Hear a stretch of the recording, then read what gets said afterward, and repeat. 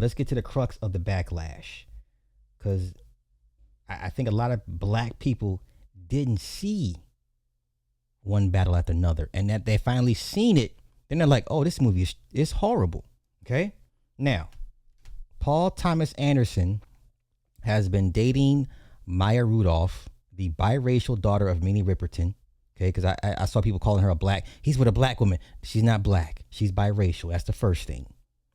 He's been with this woman for 25 years, never married her. They got a bunch of kids. This is the man that gave us Boogie Nights. Boogie Nights was a phenomenal movie. Okay, Paul Thomas Anderson does white people well because he's a white man. But when it comes to black characters, so before we get to his answer, because a sister asked him, like, yo, are you aware of the criticisms that of the character? And he gives a BS answer, and they jump on him. Okay, so let me go here first. Okay, let me go. Let me find one critique of the movie. Let me find one critique. Let me find it. Okay, let's go here.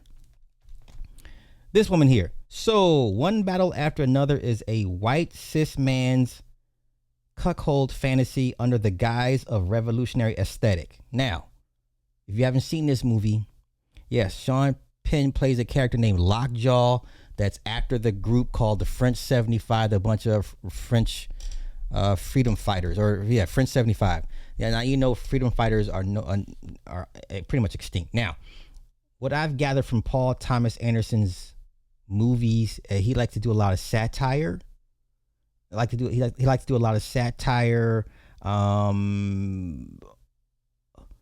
He takes a satirical approach to certain themes, if that makes sense. So a lot of this shit is satire in his eyes. Yes. Now, even though One Battle After Another is from a book, it's from a book, but he made changes. He took liberties.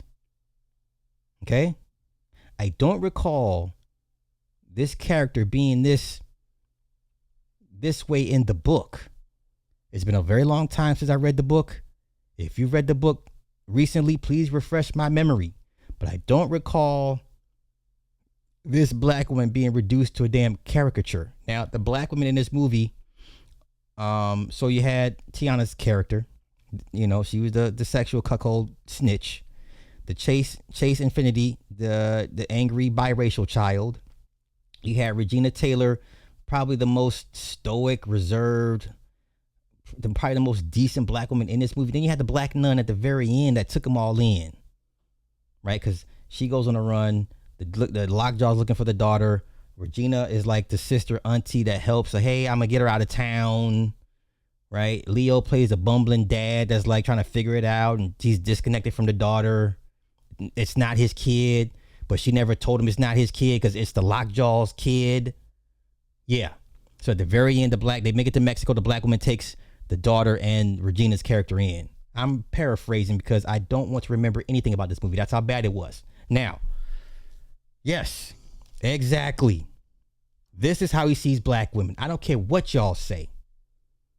This is how he sees black women. So let's continue. The use, misogyny, hypersexuality, mammying of black women to give white cis men purpose identity is definitely on brand for this world. The director, Anderson, has nothing to say about the current state of the world. Okay, but receives accolade for a Hollywood sanitized, inaccurate depiction of black revolutionaries is his movie playing out in real time. Now remember, what was the aspect? Wait. They're running, they were chasing. So Lockjaw joins this uber elite racist white supremacist group, like white oligarchs. And they ask him, do you like black people, black women? He's like, no. The whole time this man has been chasing this woman down, not only to arrest her, but to finish his weird sexual fantasies with this woman. Because at one point he catches her in the bathroom And then he takes her to the hotel room, and as she makes him stick his gun, her gun, up his ass. Do you understand, Citizen Jane? This is the type of shit but this ain't a mammy role. And then she leaves a note on the door before she skips. She goes witness protection. Under his protection, she agrees to testify against the baby daddy and the crew. And they're just locking, and Lockjaw goes around locking them all up one by one. And then she leaves a note at the safe house like, this pussy don't pop no more for you. And then she's gone. This is a despicable ass movie, despicable caricature of just ugh.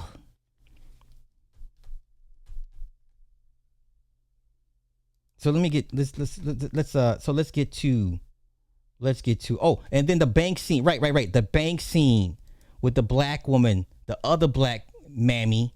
This is a bank robbery. She's dressed like a hooker, so you're not gonna cover up your face. Everybody else is going in there with masks on, and she's on the top of the tellers. This is a bank robbery. Waving the pistol and shit. Let's continue. Let's continue. So they own his ass. Black women. So a lot of black women didn't see this movie. They were just happy to see a sister be acknowledged for her works. And then once word spread, and then once they actually sit down to watch this filth, then they're like, oh, hell no. Oh, hell no. No wonder they were loving this movie. No wonder it's being applauded. No wonder she's being celebrated. But okay, let's continue. So, I totally forgot about that. I think this is worse than Monsters Ball. I agree. And Monsters Ball was bad. Super bad. I mean, who's the worst mother? I can't, Hey, listen, it's not even me trying to save you money. You know what I would tell you? Hear me out. I would never tell you to go support this type of movie. I would tell you to go watch so you can see for yourself. Learn something from it. You understand? I would tell you to go see this for research purposes, not to support it. I know the money is the money, but so you can see yourself through their lens. It's very important that you understand how they see you and why they see you and how they want to see you. So I would tell you to go see this movie for research purposes. Because me telling you how bad it is not going to do it no job. I need you to see it so it can hit you raw and visceral. I need it to punch you in the stomach. And you're like, God damn. You understand? I need you to sit there for 2.5 hours to watch this filth so you can, get an idea of this is how they will always see you. This is how they will always see our women. I don't give a fuck. I'm not impressed. You've been with the black one. I don't. That shit don't. When y'all bring up the whole, George Lucas been with this black woman I don't give a fuck. That means nothing to me. I'm not impressed with no white man with no black chick. That means nothing to me. Why is that? Why should that move me? Why am I impressed by that? I don't give a fuck.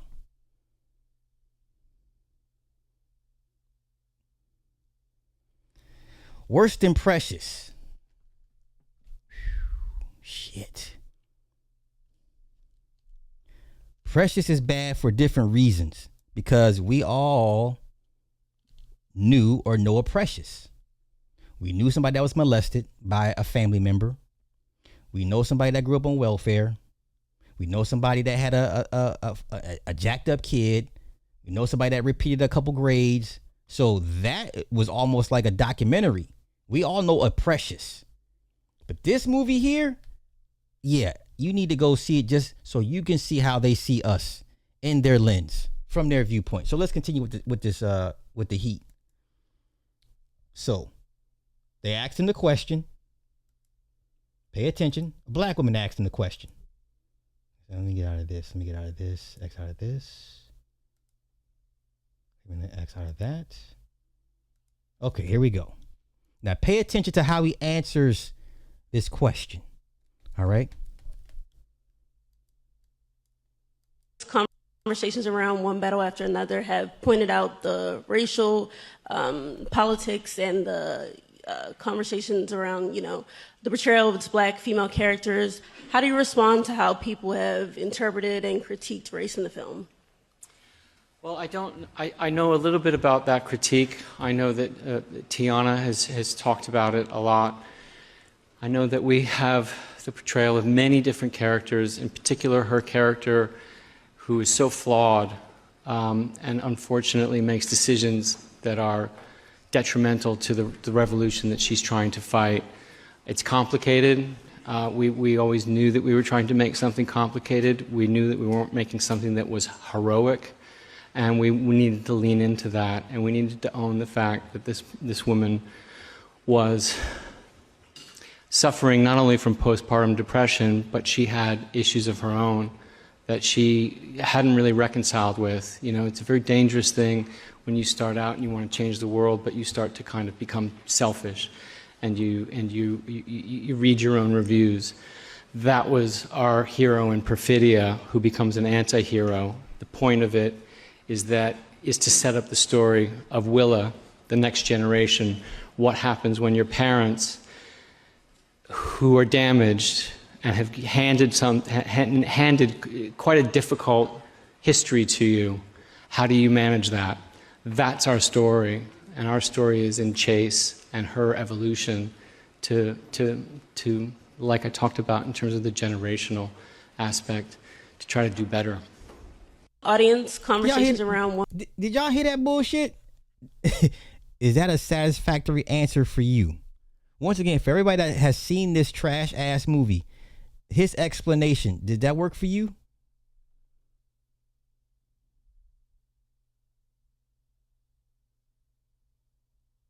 Did that work for you? Did that work for you? Okay. Now, once again, based off a book, but he made changes. He took liberties. He inserted what he wanted to insert into this movie. You understand?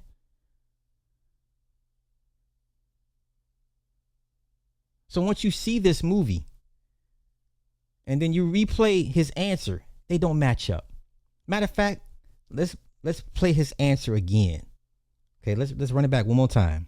One Battle After Another have pointed out the racial politics and the conversations around, the portrayal of its black female characters. How do you respond to how people have interpreted and critiqued race in the film? Well, I know a little bit about that critique. I know that you know a little bit about that critique. You can't be this deaf. You knew good and goddamn well when they read this script and this character assessment of Perfidia. You knew, or that I forget you knew this was a fucked up character. Okay, my question would be to Paul. So why do we need the degenerate sex? You could have had a fetish for black women, but the whole insertion of the gun, and if you go back and reread Frances Cress Welsing's the ISIS papers, how she breaks down the white man's obsession with the black man, how the gun is shaped like a phallus, and how they always want to control the phallus and what comes out of the phallus, right? And how white men have this weird obsession with the black phallus. This is why a lot of them will bring home a buck and have the buck do them as well with the wife. Whole psychological profile on this shit can be broken down to a science with these people, right? So why would you need to insert that type of sex into this movie? You could have had him liking the black girl, and it didn't have to get all weird with it, right? And then you turn her. Then in the beginning of the movie, you thought she ran the group, right? When I first seen this movie, I'm like, okay, so she's the leader of the French 75. That's how strong and in charge she was in the beginning. I'm like, oh, this is her group. because she's the one giving all the orders and we gotta do it like this, right? So then you reduce her down to a snitch. Everybody knows, being a rat is the worst thing you could be as a criminal. So you've made the black woman a whore, some white man's whore concubine, parental fraud, a fucking rat, a deadbeat parent. All in one movie. You've attached 4 stereotypes, not stereotypes, but you've attached 4 tropes to this one black character. You've reduced her down to a caricature of a black woman. Let's continue. I totally forgot about the security guard. I totally forgot about it. And so now she's a murderer. Okay, yes, right. Okay. And then the whole time, the daughter is mad at the daddy. He's not even the real dad. She mad at him for trying to do his best to raise her while still on the run. So you're not damn what your mama then did. You mad at the daddy. That's not even your real dad. Hey, does she even find out who her real dad was? Remind me, refresh me, help me out. Did she ever find out that Lockjaw was her dad? Right? At one point that she finds out, I remember that he knows. Leo's character finds out, or he discovers that that's not his real daughter. But did the daughter ever find out that Lockjaw was her daddy? Yes or no? Once again, when I watched it, I wasn't trying to remember none of that shit. I wanted that shit out of my conscious, out of my memory, out. Oh, that's right. Okay. When he necked up. Okay. Gotcha. Okay. Let's continue. Once again, this is Teyana has talked about it a lot. I know that we have the portrayal of many different characters, in particular her character, who is so flawed and unfortunately makes decisions that are detrimental to the revolution that she's trying to fight. It's complicated. We always knew that we were trying to make something complicated. We knew that we weren't making something that was heroic.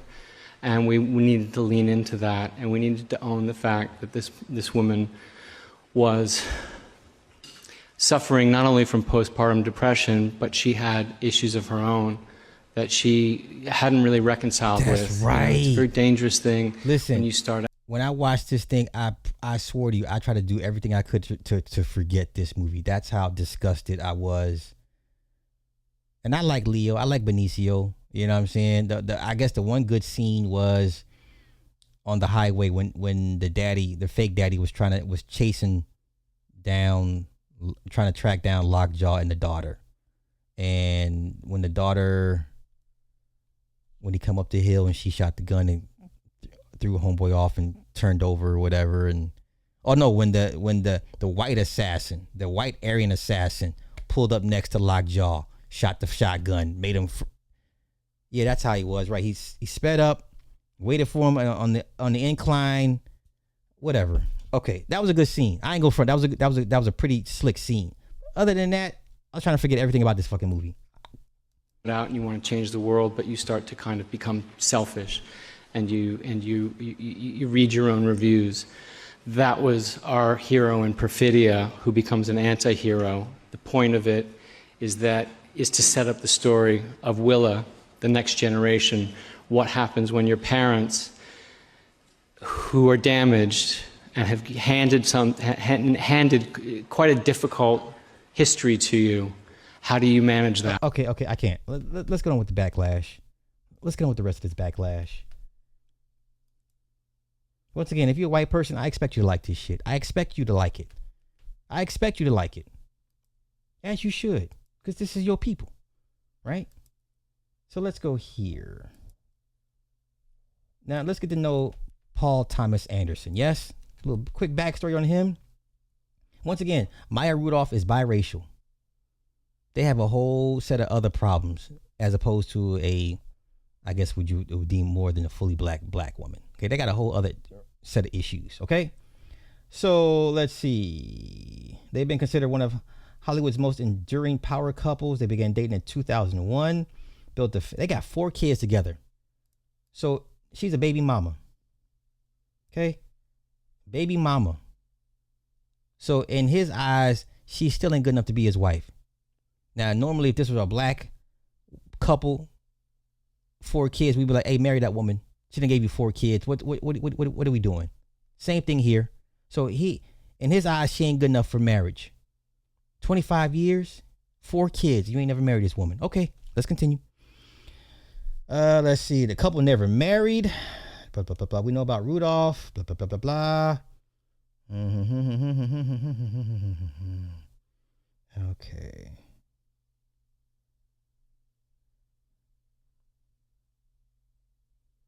Okay, shouts out his family, blah, blah, blah. This is where they met a long time ago, blah, blah, blah, blah, blah, blah.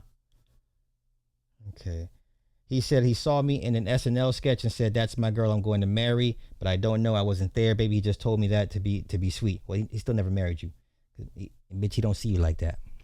But hey, white man's ice is what? White man's ice is what? Okay. They spent more than 2 decades together. They're not legally married. Despite this, Rudolph calls Anderson her husband in conversation. See, we don't stop playing these games. Okay. People know what that means. It means he's the father of my child and I live with him and we are a couple and we are not going anywhere. Okay. Okay. All right. Blah, blah, blah. Second daughter, third daughter. Blah, blah, blah. Okay. Blah, blah, blah.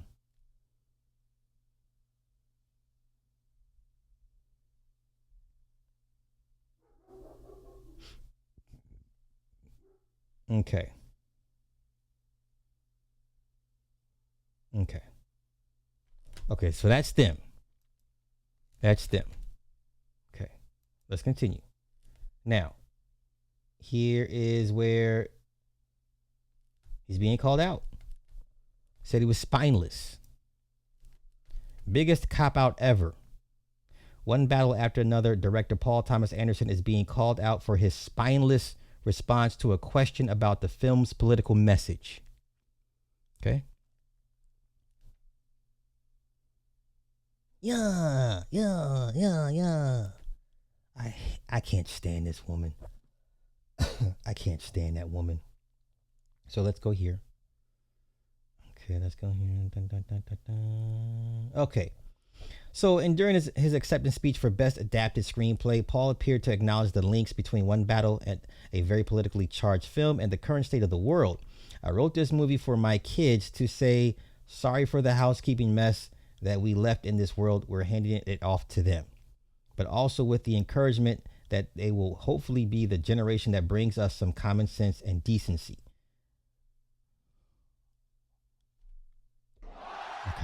Okay.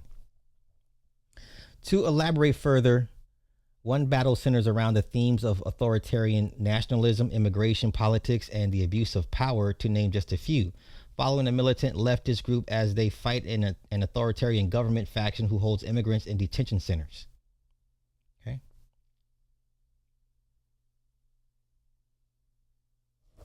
While some actors and directors have taken the opportunity to discuss their film's political messages time again throughout award season, especially given the current political climate, Paul has offered very little meaningful commentary on One Battle's themes. Last year, he even said in an interview, One Battle After Another is about politics in the same way that Boogie Nights was about porn. It's more of the backdrop against which I tell these people's stories. Ultimately, it could take place anywhere at any time. I'm not particularly interested in telling a story about current affairs. I always find that rather boring in the cinema. Okay. Okay. After his Oscar wins, Paul was asked directly about how One Battle's themes relate to reality. Okay. A reporter can be heard asking Paul during his backstage interview. They say that winning Best Picture, it tells the temper of our times. So how does this one reflect where we are or where we're going in society? In response, Paul playfully huffed and said, I thought we were supposed to be partying. before adding, I think that our film obviously has a certain amount of parallels to what's happening in the news every day. So it obviously reflects what's happening in the world. In terms of where it's going, I don't know, but I know that at the end of our movie is our hero Willa heading off to continue to fight against evil forces. And I think, like I said in my speech, bring at least common sense and decency back into fashion. Okay. So before we get into the heat of it, let's see what the comments say. Probably the most overrated film to win any Oscar since Shakespeare in Love. They're on his neck. One Battle is the Green Book of revolutionary movies. His response, they're on his neck. Okay. See what happens when you try to scratch the surface. These people are hollow. Okay.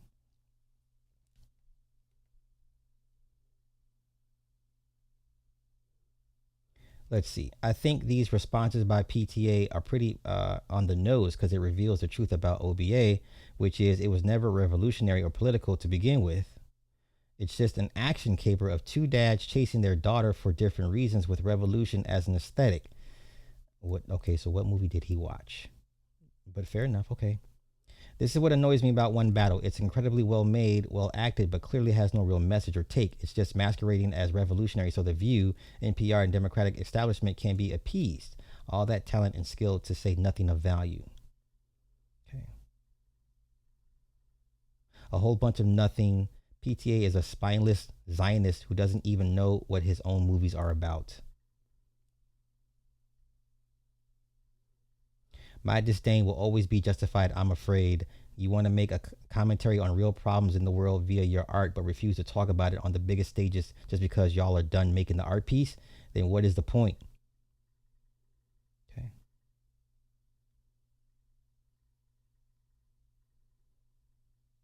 Okay. Let's go here.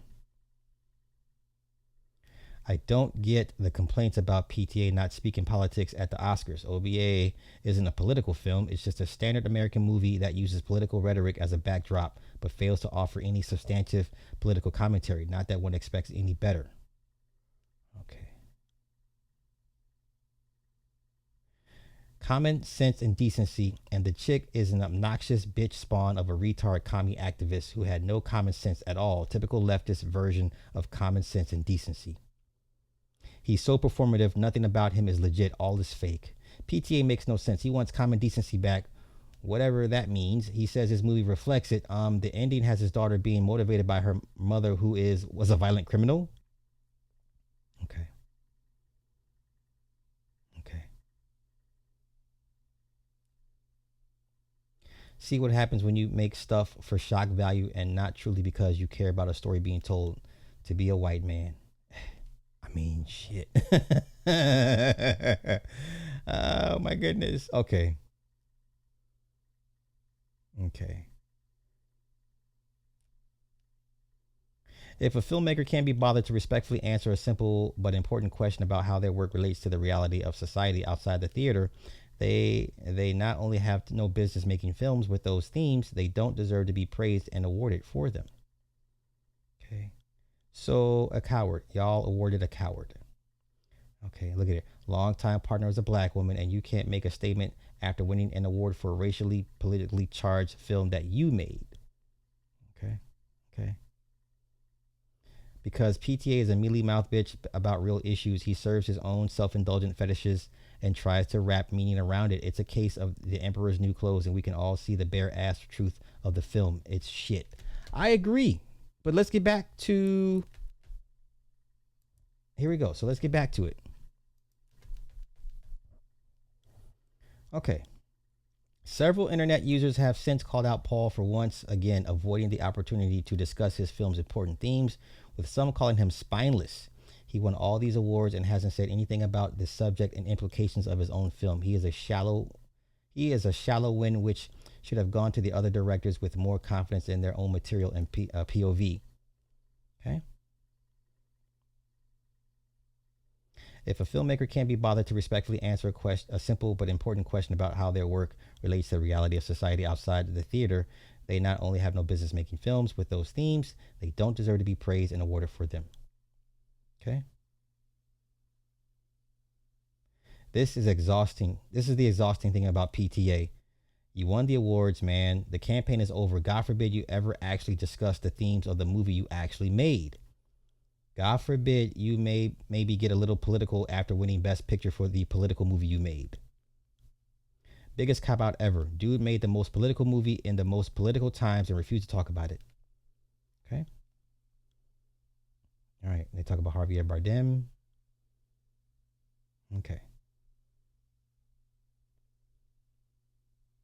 Okay. Elsewhere during the night, Paul acknowledged some of the discourse around the racial politics of Teyana Taylor's character, Perfidia Beverly Hill. Jesus Christ. Even the name is... I didn't even know that was her full name in the movie. Jeezy Pete. Perfidia Beverly Hills.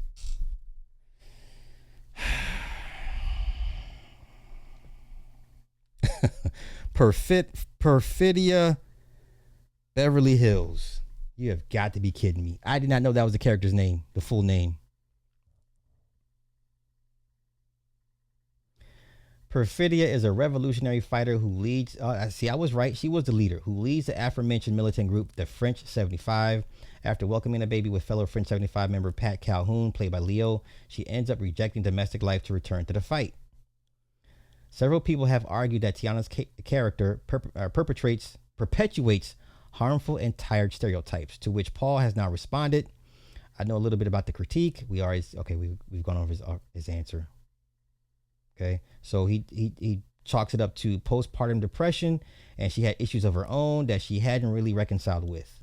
Okay, this woman is ugly to me, ugly for different reasons. This woman is ugly to me. I don't like what she stands for. I don't like what she represents. This woman is flat out ugly to me.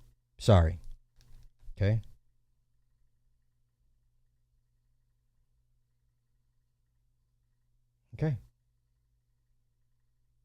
Okay.